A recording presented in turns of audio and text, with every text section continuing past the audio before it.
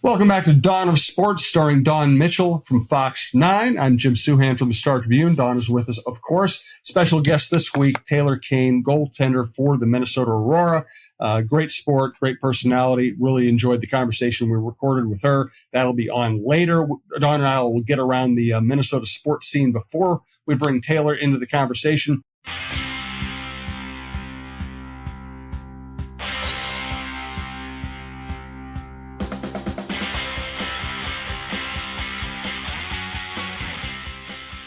We're coming to you from the Aquarius Home Services Studio. We want to thank longtime sponsor Rudy Luther Toyota, also Beta Bay Boat Club. We're talking here on Tuesday in a very busy summer for us both.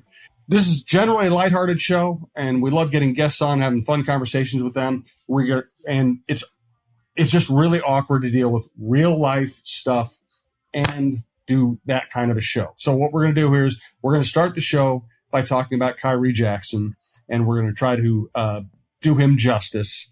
And then we will pause, and then we'll move on and talk about a few other things. It's very awkward. It's very awkward to talk about tragedy and talk about sports. We're going to try to do it respectfully in this show. So, Dawn, let's just start with that. Just a tragic loss of a very endearing young man. Yeah, it was heartbreaking to wake up to this weekend when you see it, and just Khyree, being a rookie, didn't really get to know him all that well, but got to see him, rookie mini camps and OTAs and their mandatory camp. And he was always smiling,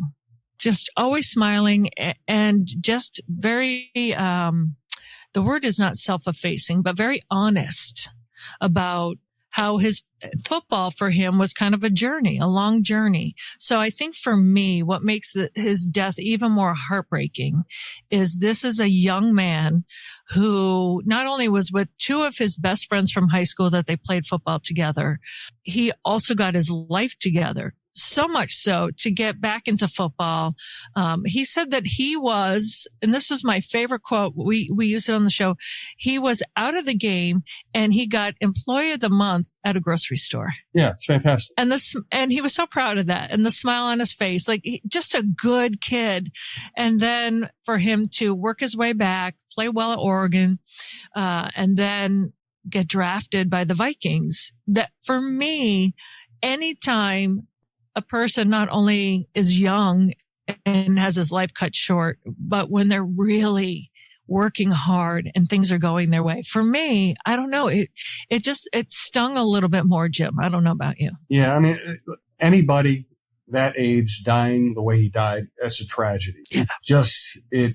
I don't know if it makes it even worse because we got to know him and we know what a great kid, great person he was, and that he had fought through all those things. I don't know. Let's be honest. People in the sports world, we're not good at talking about death. We're not good at this. This is not what we do for a living. So I don't know. I really don't know how to characterize it other than that. It just makes you hurt to even think about it. It does. It does make you hurt. And then when you think of the senseless way too, yes, where I know it's not official yet, but the authorities suspected that the woman driving, changing lanes, that there was alcohol involved. That part of it makes me angry, so it's senseless. It shouldn't have happened. And then to three young friends and we only knew Khyree. We had our sister station down in DC spoke with his high school coach, and just how he said, his goal was just to turn them into good young men. And that's what your goal is. And he said all three of them were. So, and you could just hear it in his voice. His voice is cracking. That's the part that hurts the most, so you'll never know what potential he could have had in the NFL, but it's beyond the game. It is the person himself, the families involved. So I send out my condolences to the Vikings family, but his family and friends. It's something that no family should have to go through.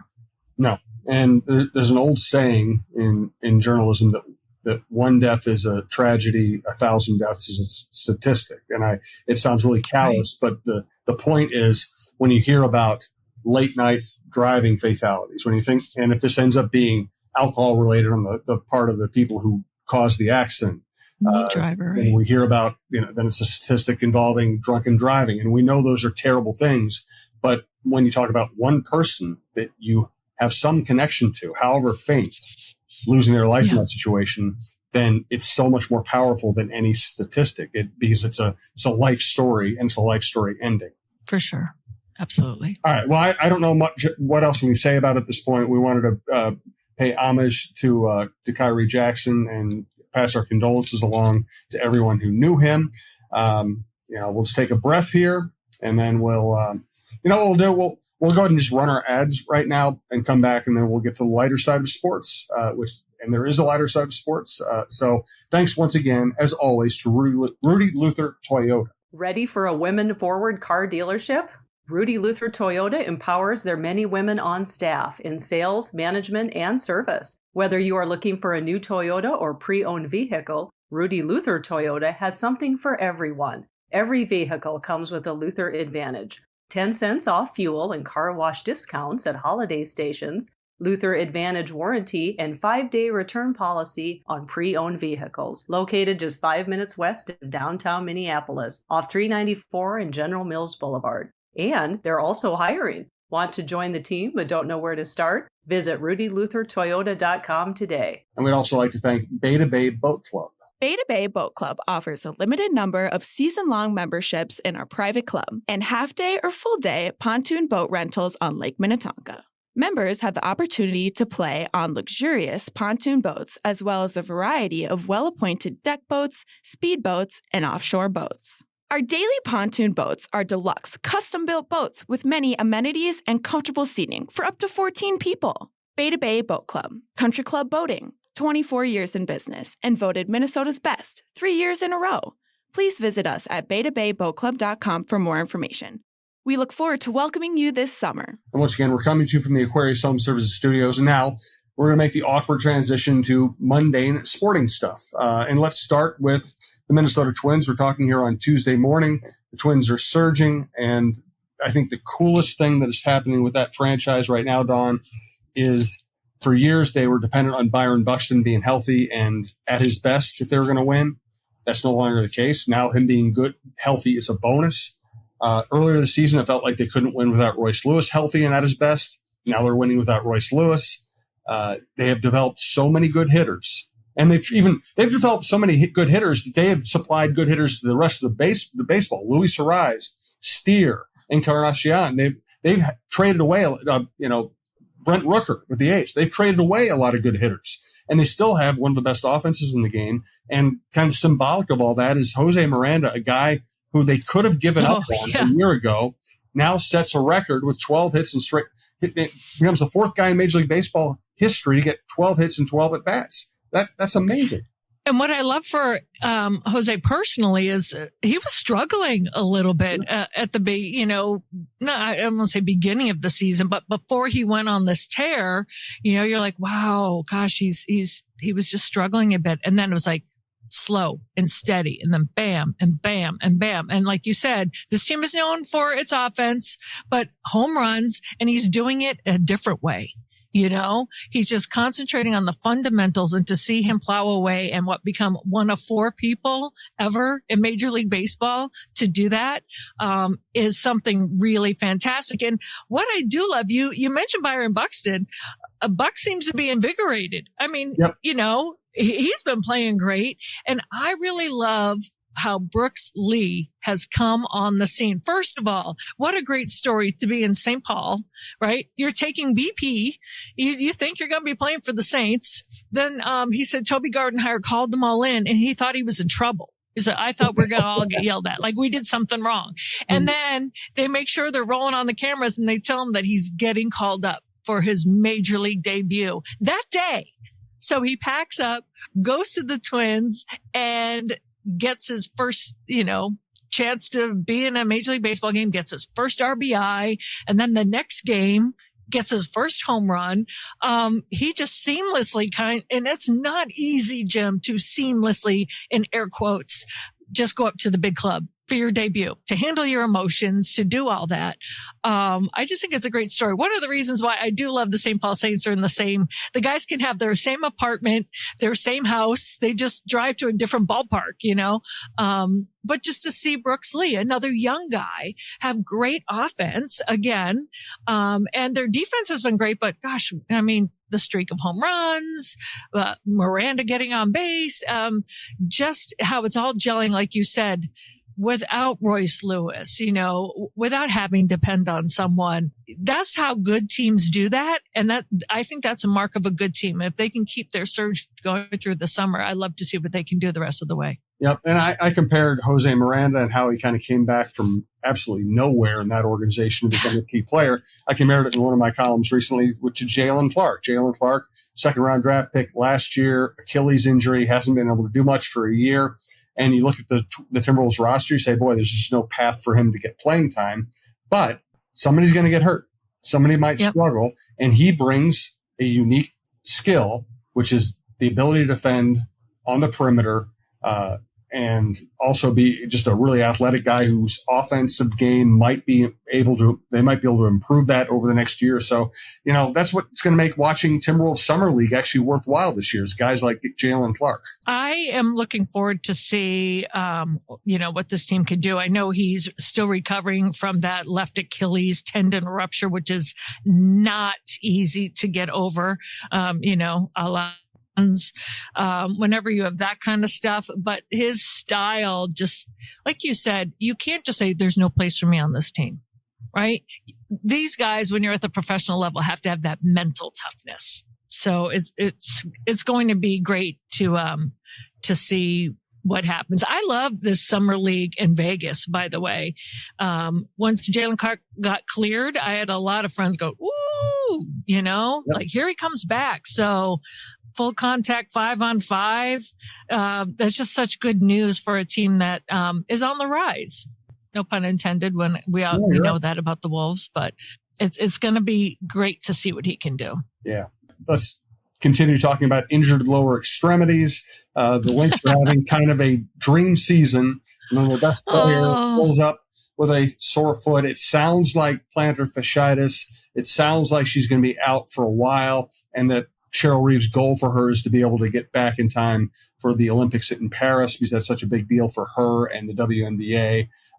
But it's not great news for a Lynx team that was really overachieving. It's not. And Nafisa's playing probably the best basketball of her career. Yep. I hate that. It is a term that is so true, and I hate that it applies right here, but a rising tide lifts all boats. And she was playing outstanding, and the team was just cruising along with her. And that game that she left against the Sun, they ended up losing, which was a game I think they could have won. But once she went down, I think it really affected the team in many ways. Now, they did come back to win without her the next game. So that also goes hand in hand with Cheryl Reeve knows how to motivate her players. But I don't know long-term, if she's out long-term, how that's going to affect the team. So I just want to make sure, for me personally, if I were Nafisa, do everything I can do. You want to represent your country. You want to get back on the court and see what the Lynx can do, because they were shocking everybody. Yep. And I hate the word shock. People are like, well, that's not nice. I'm like, it's true. It's absolutely true. It's true. Yeah, they were, most experts had them middle of the pack at best. And let's face it, the last 2 years, they were well under 500 in their cumulative record the last couple of years. It's been a while since they've won a playoff series. This was kind of an average to mediocre team. And it's fascinating to see Cheryl kind of re-energize that franchise. Yeah. Cheryl and Nafisa re-energize that franchise without getting, anybody who's considered a premier free agent or even having a high draft pick really perform particularly well. It shows you just how far Nafisa's come, how far Kayla McBride has come, and the fact that people like Bridget Carlton and Alana Smith and Courtney Williams have played, as well as they possibly can. Yeah, and Kayla McBride has just been turning it on as well. I think Dorka Yuha started in place of Collier the last game, if I recall correctly. But, she's not she's not Fee. The offensive output that Fee usually does on the court, they need to make up those points somewhere. So hopefully this will be a case almost like the Twins where, you build your depth, but basketball is so different with the amount of players, obviously, where you can just, let's get some depth. Let's get these games going, and then get feedback, get her back and healthy, and let's keep this ride going. Yes. And speaking of rides, the Minnesota Aurora has been on a great ride, 33-0-3 in their first 3 regular seasons. Had a little more trouble in the postseason, but it's still a great success story. Please stick around for Dawn's conversation with Taylor King. Hi, everybody. This is Dawn Mitchell, and welcome to Dawn of Sports. Jim Suhan and I have a great show today. We have Taylor Kane, the goalkeeper from Minnesota Aurora, whose season was cut short, but it's not to take anything away from their spectacular 3rd season in this league. This is definitely a team that is still bringing people together. We'll talk with Taylor, and we talk much more on the local sports scene, so stick around. And as Dawn and I promised, today's guest, Minnesota Aurora goaltender and all-around great person, Taylor Kane. Dawn, why don't you take the interview away? Oh, Jim, thanks. I'm so excited to talk to Taylor today. Taylor, you know how much I love Minnesota Aurora. And the season, I know we're not even going to talk about the ending right now because it was just too soon. But the regular season, again, 3rd straight year without a regular season loss. That is something to really celebrate. So thank you for joining the show. Can you believe that it's been 3 years and you guys have not had a regular season loss? Hi, thank you so much for having me, first of all. But yeah, this summer was just such an awesome summer, and to be able to have it be our 3rd summer straight in a row with no regular season losses is really special to all of us, and just so thankful to get to be a part of this team for all 3 years. What I really love about this team is every single year it just kind of grows stronger, and there's even more laughter. I think, is that safe to say that it's great soccer as well, but the chemistry on your team is fantastic, right? Yeah, it's a really special group of girls. We love our summers, and we love getting to spend time together in front of our community and our fans. And I think it really is just a really unique and bonding experience for the 30 of us to just get to be a part of something so unique, and to get to do it all while having a smile on our face and to represent so many things that are important to all of us. We're just so special. So lucky to have it.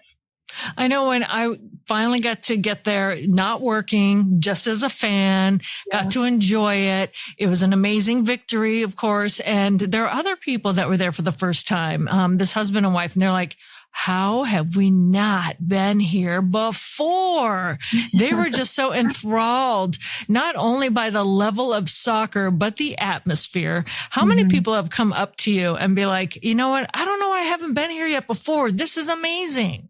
Definitely quite a few people. I feel like it's really cool to get to be a part of women's sports, specifically like women's soccer, in such a supportive community. I think Minnesota in general is really supportive of women's sports and really interested in expanding that world. And so it's really cool to get to be a part of it and share it with our 3rd year returning fans who have been there for every single game, home and away, and to get to bring new people in. I think once they're in the gates, they'll stay. So, and how about the fans that maybe they physically can't get to a game, but they can watch it? So I know this is a little self-serving, Fox 9 Plus, carrying all your home games, but we're really proud of that. Have you noticed an uptick in people that are saying, oh my gosh, I get to watch the games, and wow, like it just kind of exploded, I think, for people that may not be able to get to Egan, that they just can enjoy it that way. Yeah, I think it's really, Fox 9 is amazing and they do so much for us. And so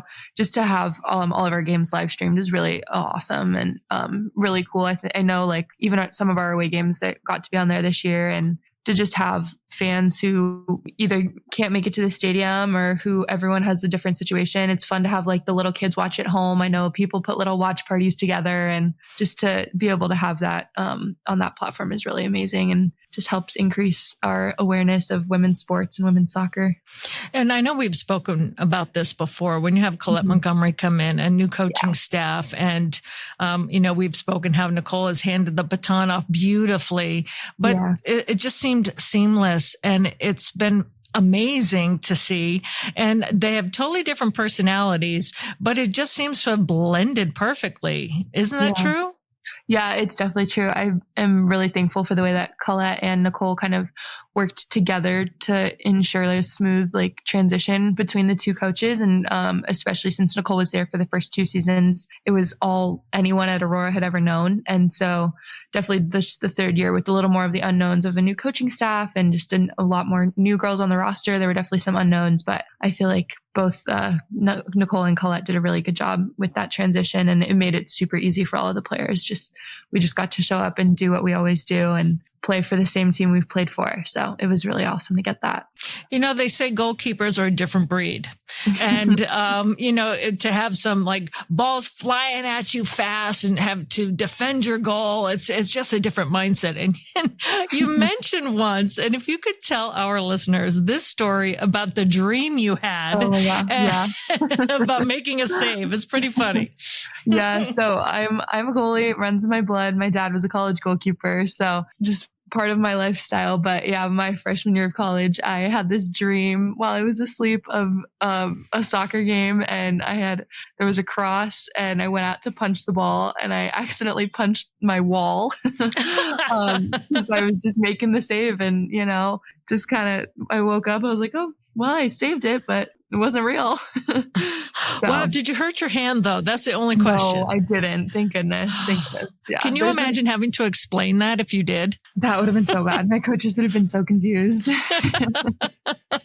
Now, I know your brother plays hockey. Is he a goaltender in hockey when you're a goalkeeper, or is that a totally different mindset that he's got going on? He's not. He's actually a forward. So kind of the opposite mindset. He was a soccer goalie for a little bit when he was younger. But then he switched over to hockey, which worked out well given we ended up in Minnesota. So the transition between getting the whole family out there for the summers was awesome to get that opportunity between hockey and soccer. Yeah. And that's what I don't think many people realize. So the women that come here to play, they don't get paid. You guys might put on soccer camps and get some money that way and earn some cash, but the majority of people stay in dorms. But your family decided, all right, I know we live in California. We're going to relocate in the summer. We're going to bring the whole kit and caboodle. We're going to rent a house. We're going to stay there, and we're going to basically be the parent team or the parent home for the team. Many times you have dinners and have them on the lake and on the boat.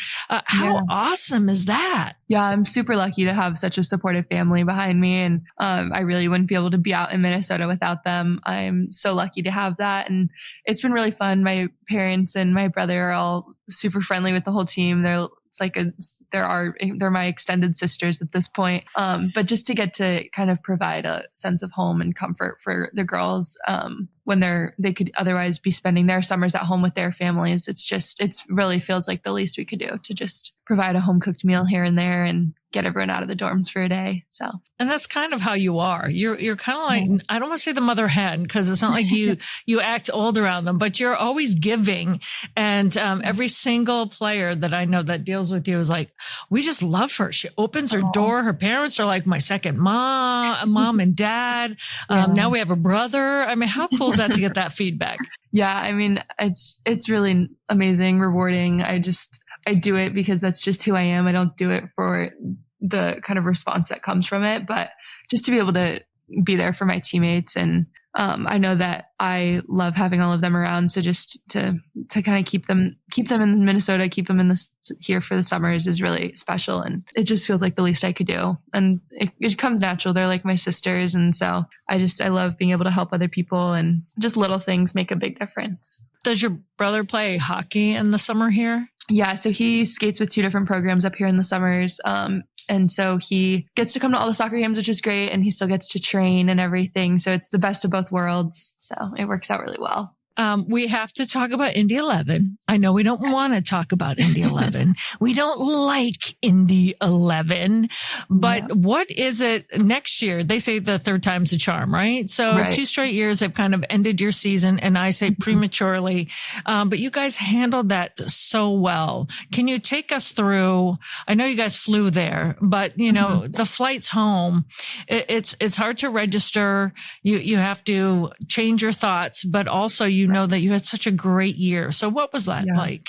Yeah, I feel like obviously it was a really sad and unfortunate end to our season. None of us were ready to go home. None of us wanted to go home, but that's just how soccer goes sometimes. Unfortunately, it's the beauty in the game and it's also the pain in it.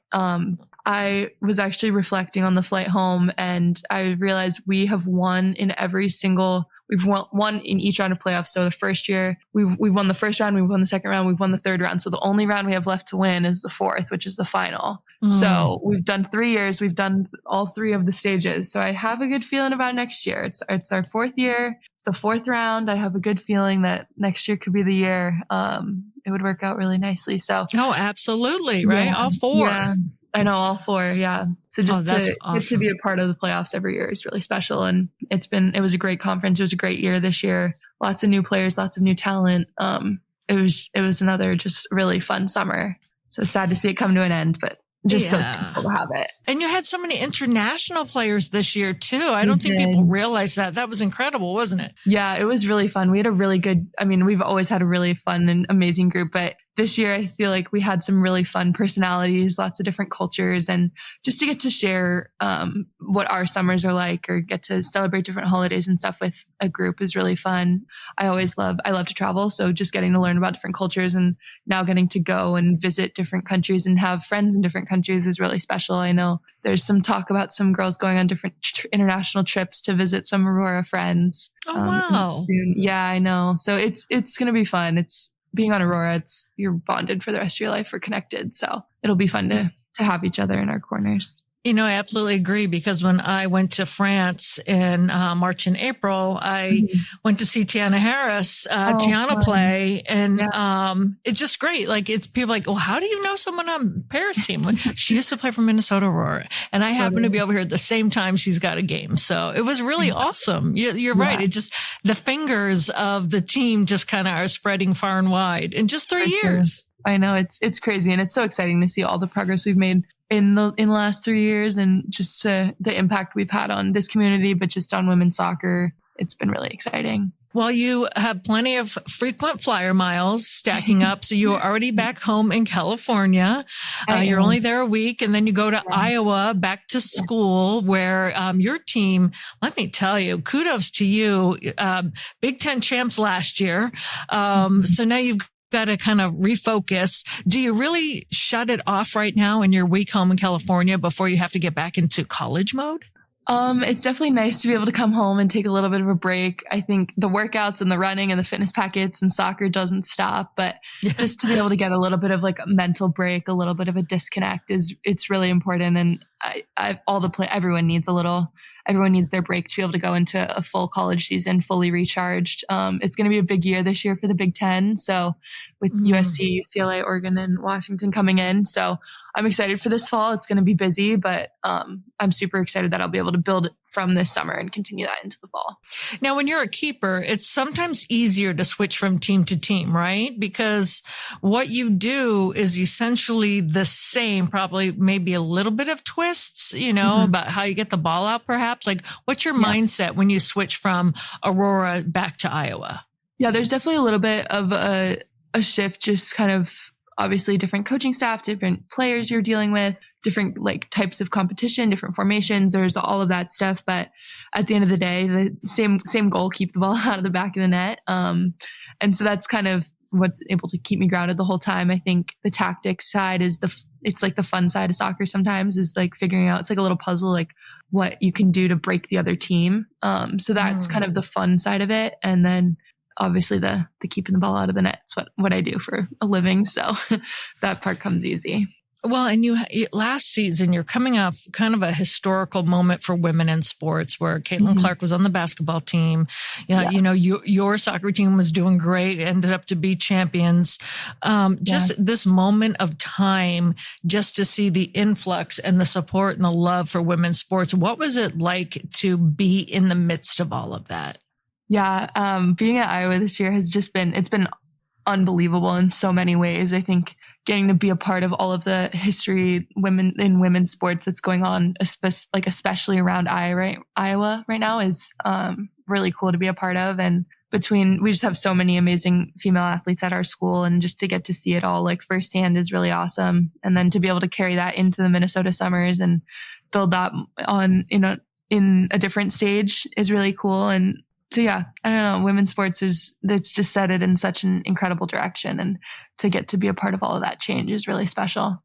Yeah, especially where you're getting support from the male football and basketball and all the teams where, the men are showing up to be like, yeah, come on. Like that's awesome, isn't it? Yeah. Yeah. I mean, at the end of the day, the sports community, we're all one big team, like women's or men's basketball, women's or men's soccer, football, lacrosse, whatever sport you're playing, we're all athletes, and we all have one common goal. It's to win a national championship, to win the USLW league, to win your league, to win your playoffs. And I feel like being an athlete really connects you and connects you to other athletes. And so just to show up for one another is really important. And it's something I know at Iowa, our athletes are really good about. We go to, I think at every single soccer game, I'm sure been an athlete from every single team, just like there is at every football and basketball and wrestling match. There's just so much support and so much love for one another. That's awesome. That's so good to hear, right?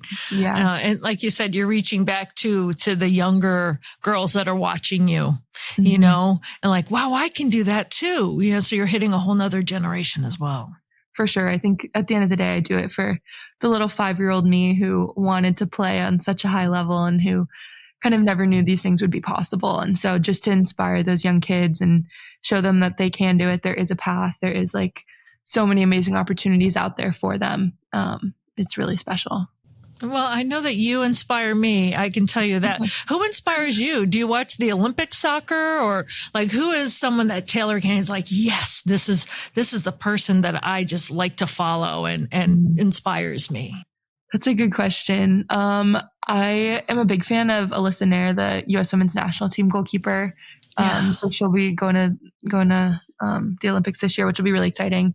So I think it's been fun just to kind of get to follow women's soccer and women's sports. And yeah, just, I don't know, there's so many ways that different people and different athletes can be an inspiration. And I think one thing that's special about Aurora is like we inspire each other, and just to get to see, like, for example, Maya Hansen coming back from her ACL, like to watch her in her recovery inspires me. And it reminds me like that I'm lucky to be able to work hard and stuff like that. And to just have girls come from so far away and still want to be here, like that inspires me, because I just don't know how they do it being so far away from their family and stuff like that. So I like to just kind of find inspiration in each other. And there's some great, amazing role models out there for everyone, which is really awesome. Absolutely. Just like Colette used to say to you all, pressure is a privilege, yes. right? You get to do it. And it's just been fun along the way as well. Yeah, we always have fun. The summers are just awesome. And yeah, Colette always says pressure is a privilege. And I think that was kind of our mindset going into this whole season, to keep that undefeated record going for regular season. It's a lot of pressure, but it's such a privilege to be able to have and say that we are 3 seasons undefeated in the regular season. It's so amazing. Well, Taylor Kane, I, first of all, adore your team. I adore you. You're so open. You're so kind. And first of all, absolutely incredible in goal. So don't punch any more walls. Be careful in college. I will. But I really look forward to seeing what you guys do at Iowa and seeing you back here again next summer, because you're such a joy. Thank you so much. Thank you. Thank you so much for having me. And thank you for everything you do for us and for Minnesota Aurora. It means a lot. All right. Taylor Kane, Minnesota Aurora goalkeeper. We will see you back here this next summer. And who knows, maybe in the future, you'll be the Olympic goalkeeper yourself. I'm just kind of throwing that out there. Maybe. Thanks, who knows? Thank you. All right. Bye-bye. Thanks to Taylor Kane. Thanks to Don Mitchell. Thanks to everyone who listens. We appreciate it. We'll talk to you soon.